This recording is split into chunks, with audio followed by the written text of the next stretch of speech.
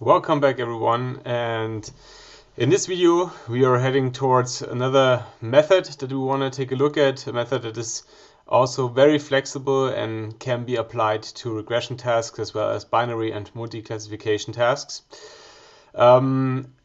Before we dig deeper here, we could do really more and more methods at this point because there are so many methods available nowadays. But for this course, I decided to stick to a few methods which I think are very important and also very popular. And I also like the methods that seem to exhibit among the best results that we see so far in many different data challenges. Nevertheless, other methods, depending on the task you're facing, can be better sometimes. But by the way we are learning the methods in this course, you should be able to study and learn the mechanism of the other methods as well by yourself, because as you will see now, there are always some similarities, and you have not you not really need a completely fresh start when you want to get the knowledge of new methods, because they are somewhat similar. Usually, the biggest difference here is how a method is creating the functional relationship between feature variables and the target variable. But things like the minimization of certain, for instance, losses or cost criteria in order to calibrate a model is more or less the same for all supervised learning methods. And by this way, you would be also able to study methods different from the one that we are discussing in this course into detail. So examples are, for instance, support vector machines, very popular method, which we're not going to discuss in detail, or comparably easy things such as the k-nearest neighbor method or naive Bayes classifiers, and so on and so on. But now we want to discuss trees or tree-based models, because not only that they are interesting methods by themselves, they are also typically build the foundation for what is called ensemble learning, which led to developments for algorithms such as XGBoost, for instance, which nowadays is one of the most successful algorithms when it comes to its success regarding certain data challenges. Tree-based models have their name from the way how they operate, because as we will see in a minute, they kind of split a data set into subsamples or regions, as we may call it also, and hereby kind of build a hierarchical structure that may be interpreted or resemble a tree-based structure. But let's go directly into the explanation here, or let's simply take a look at a fictional example for the moment to get an idea. So assume for the moment that we may have a regression task. By the way, typically tree-based methods are usually explained with decision tasks, but as we have started in the course with a regression task, let's also now start with a regression task. We have our target variable y, and we have two feature variables. So what a regression tree basically does, it picks one of the feature variables, and then if we have a continuous feature variable, as it can be seen here, so here x1, then it searches for a value of x1 where it's going to split the data into two regions. So in this example here, we have x1, which is somewhere between minus 2.6 and 8.9 approximately. And here we can see the relationship between x1 and the target variable. And what it does here, why it does that in this way will be discussed in a few minutes. But it sets a split point. So it's the split point here is at minus 0.96, and by this way it generates two regions: the region on the left of that vertical line and the region on the right of that vertical line. And what's marked here by the horizontal lines is then the average value of the target variable of the points that you can see here, which obviously are the observations of the target variable.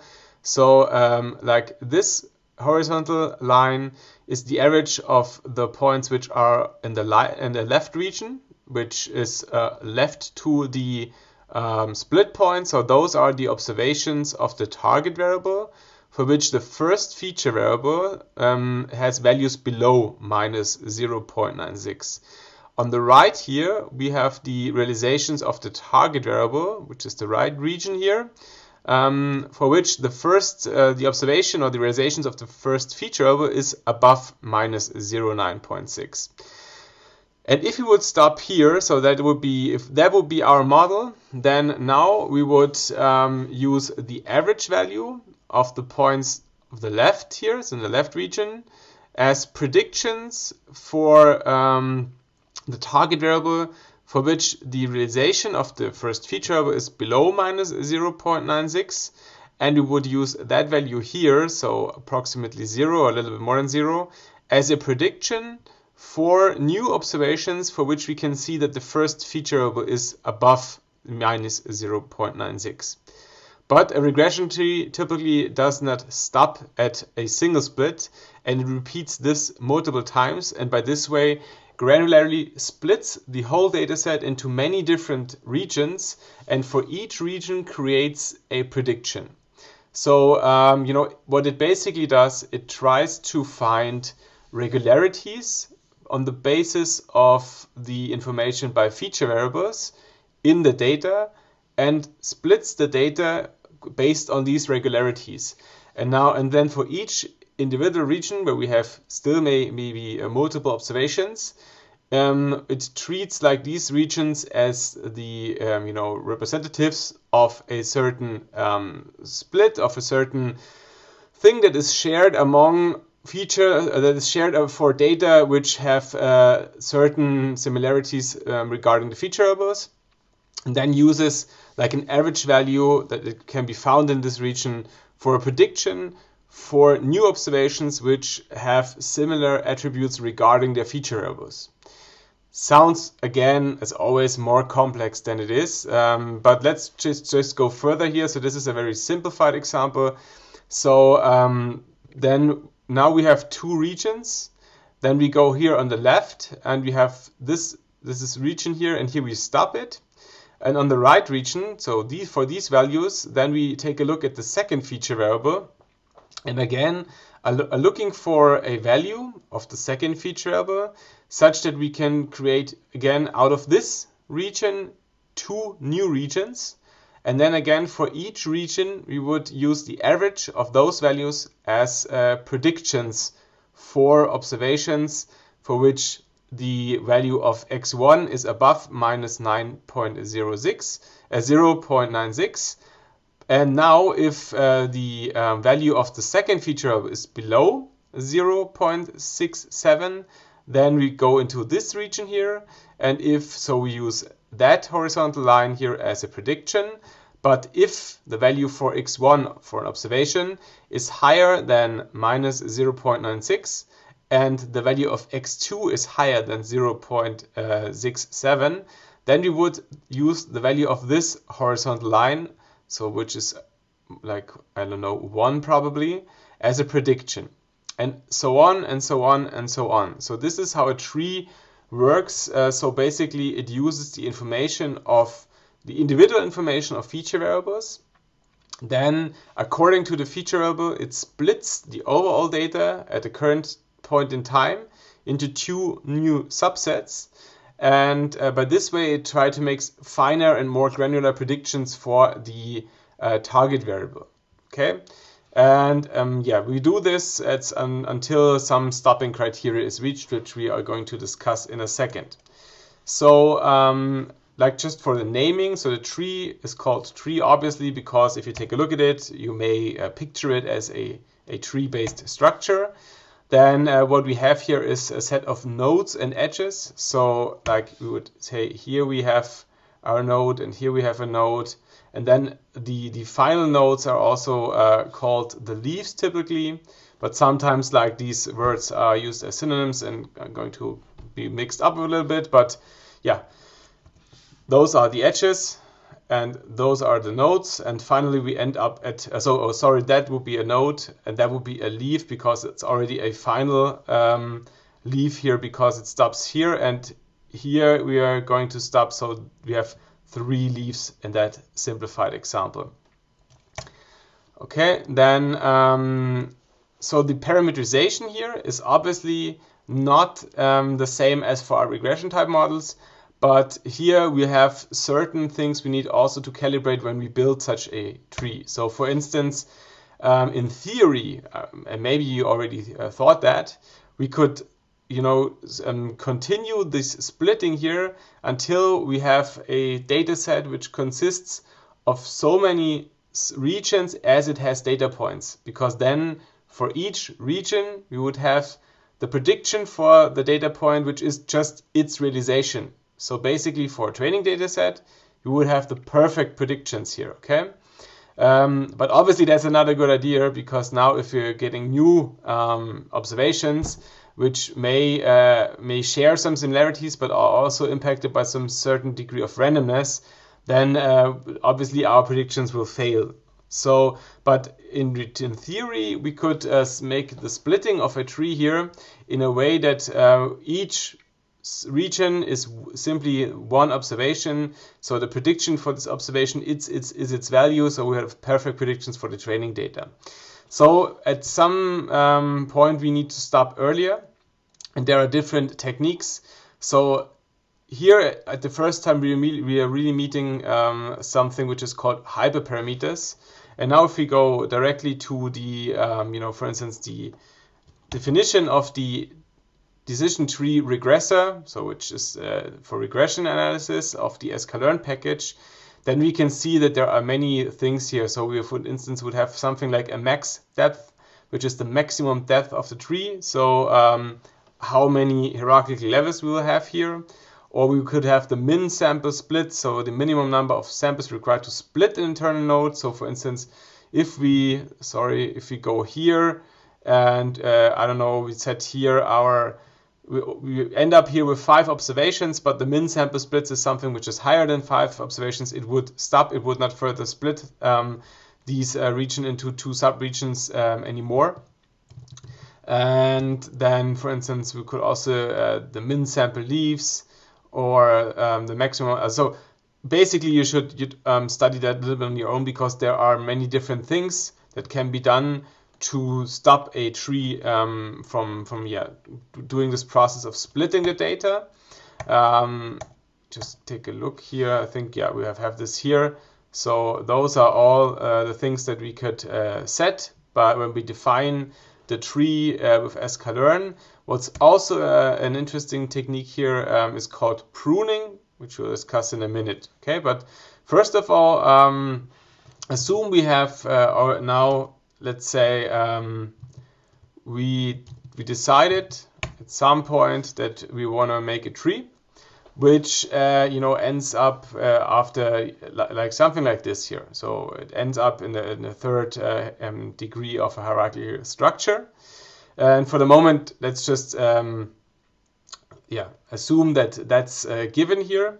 And now again, I tried to explain it earlier, but again, now let's take a look at the formal way how for the regression task the algorithm proceeds here. Okay, so what typically is implemented, and as far as I'm aware, it's especially for the sklearn models, is what is called the card algorithm.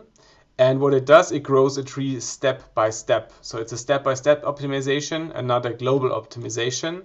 And what's meant by it is that we're always only optimizing the current split of the data. And after that, we are optimizing the next split of the data, and after that, we are optimizing the next split of the data.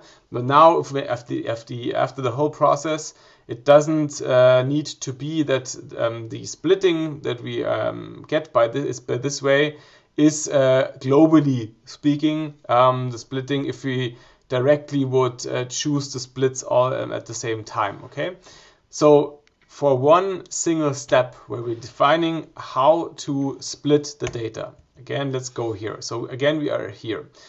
now assume we have here the target realization and the two feature variables.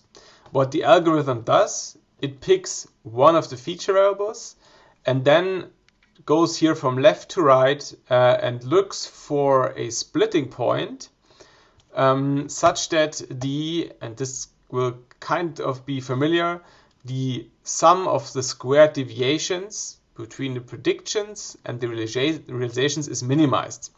So for the moment, let's further assume that we take the first feature variable. And now we go from left to right, and for each possibility of a splitting point, I mean, if that's a continuous variable, obviously we in some form need to discretize the values, but assume now, for instance, we go here step by step and try different values of x1 to set this splitting point and to divide the overall region into two subregions. Now, for instance, we could go here, so I don't know, minus 1.5 or something.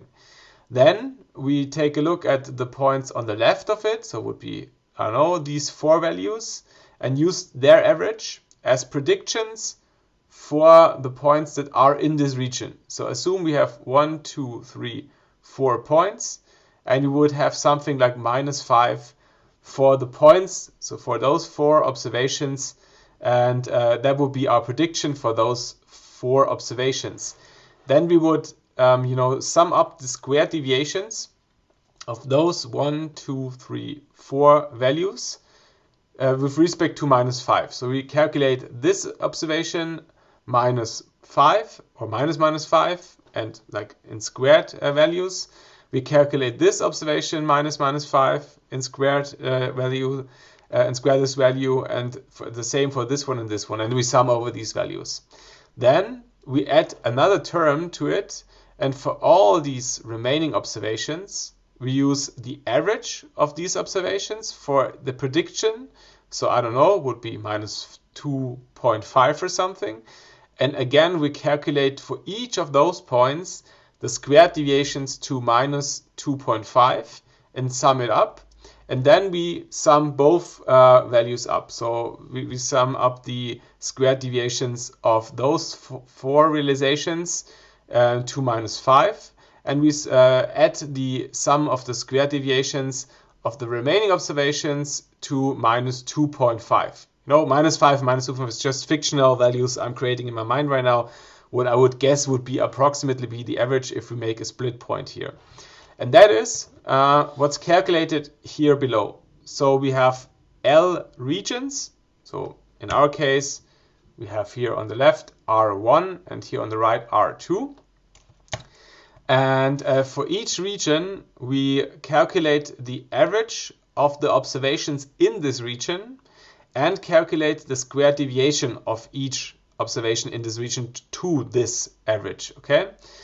And then we sum up. And as you can imagine, we then use the split point here, which best splits the target realizations into two groups, for which the squared deviation of the realizations in this group to their average value is the lowest. And this is should be true for the two regions. So, and this is done for each feature variable in the first step, and then we pick the feature variable which generates the lowest value of the RSS here, okay? So the residual sum of squares, I would say, that represents it. So in each region, L, we have all the observations that fall into that region, and that here just symbolizes the number of observations in that region, such that we can create the average value of the observations in a certain region. And this is done again and again and again. So as you can see here, if we are at a certain point, then we can choose among all feature variables, and for each feature variable we can choose among all its possible values to create a splitting. And we go through that, and like for each possible split, we calculate the sum of squared deviations in each individual region and add up those squared deviations.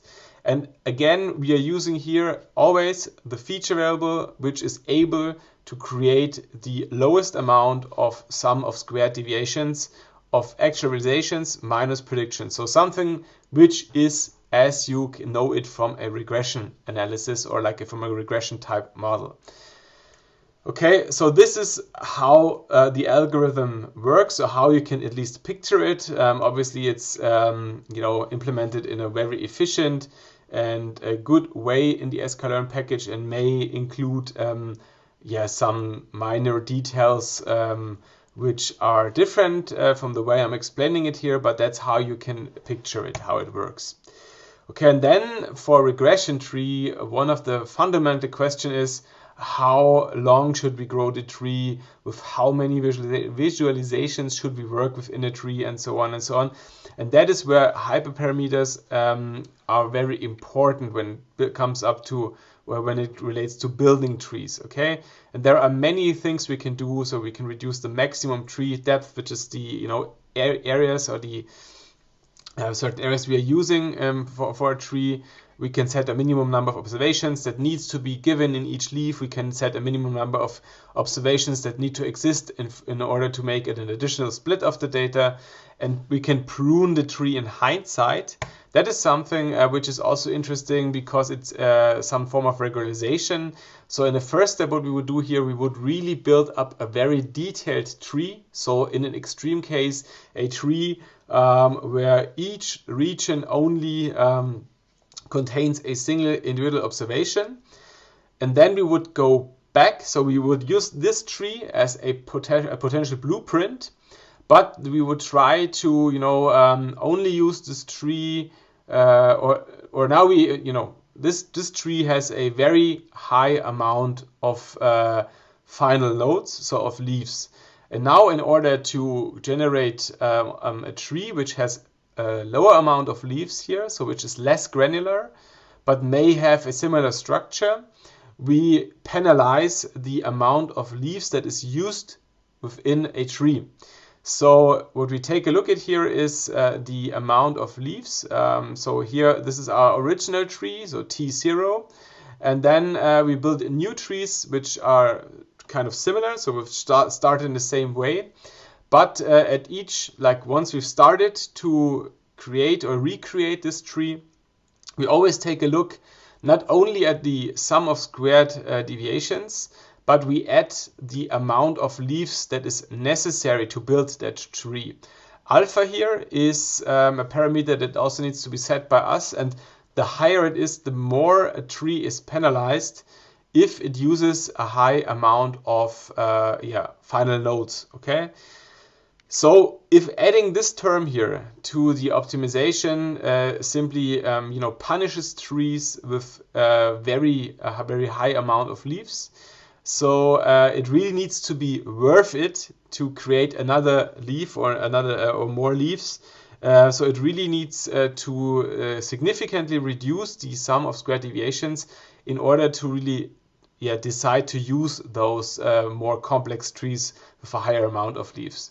So this is a kind of trade-off that is introduced here, and is called pruning, and leads to final trees with a lower amount of leaves. A lower amount of leaves means that it is more generalizing and less data specific. Okay, let's quickly take a look at an example here. So first, as always, it is, especially if you're doing with the sklearn package, it is more easy than you think. So we have the sklearn tree module or submodule. Here we have the decision tree classifier, the decision tree regressor, which obviously is for classification and for regression. And there are certain other things we can do. But now let's take a look at the regressor. Here, as you can see, it works always the same. So we would define an object which is an instance of the decision tree regressor. The decision tree regressor, it has a method that fits the data. So if we have feature variables and target variables, then we can fit it. And let me just take a look. Yeah, no matter what. So as you can see here in our example, just quickly going there, it has a, for instance, fitting method, it will have a predict method, and so on and so on, but it's always defined in the same way. And here, for instance, you should take a more detailed look at all the explanations here. So what you can be specified when you specify an instance of the model, and here it already shows you some hyperparameters that can be set by you. And furthermore, you can see here a simplified example and uses the load diabetes dataset, which is a dummy dataset from sklearn. So if you click on that here, or if you take a look for the sklearn data sets, then you go from here, and it will tell you a little bit about it. But as the name suggests, it's about diabetes here. So let's take a look at it. So for instance, again, this is here in the additional codes on the regression tree. You can use the load function in order to get the feature variables and the target variables. Then what I'm doing here is, first of all, because just for the purpose of information, to grasp the data better by myself, I built up a pandas data frame out of the raw values here. And we can see that it is a data set that has 442 entries. All of the data are floating point numbers. And here the 10th observation here, the 10th feature here, or basically 11, because we are starting to count at 0, is the target variable, which is the disease progression. And then we have some feature variables here. What I also like to do, especially if we have not so many observations in our data set, such that it is not so computationally intensive to plot the data. I love those pair plots, because if we take a look here, for instance, then we can see between the disease regression and the body mass index, for instance, seems to be some sort of relationship, which almost could be identified as a linear relationship. But we can see also that there is some non-random behavior on a pairwise observation level between the feature variables and the target variable. Okay, but now if you want to, for instance, use and fit a simplified decision tree regressor, so a regression tree, then we import it. We build an instance here of a decision tree regressor. Here I set the max depth value to 3. Such that we will really create a smaller regression tree. This is just for the purpose of demonstration here, and has to do anything with performance here. Also, I use the whole data set. Obviously, in reality, we would split the data into at least training and test data. But I only want to show you how the model definition works here, so that's fine. So we use all the data and fit it. Then there are many different ways to visualize trees in Python. What I really like is the dtree.viz package. That's why it needs to be installed if you use it in the Google Colab file. And then if you take a look here and zoom in a little bit, you can see what happens with the real data. So the first split is done on the feature variable LTG. And approximately at its value of 0, it splits the data. Then for the left region, we continue with the body mass index. On the right region, we also continue with the body mass index, and set those splitting points as here with almost 0 and here with 0.1. So I'm guessing the data is obviously normalized or standardized in some way, because especially if you take a look at age here, the values here do not make any sense.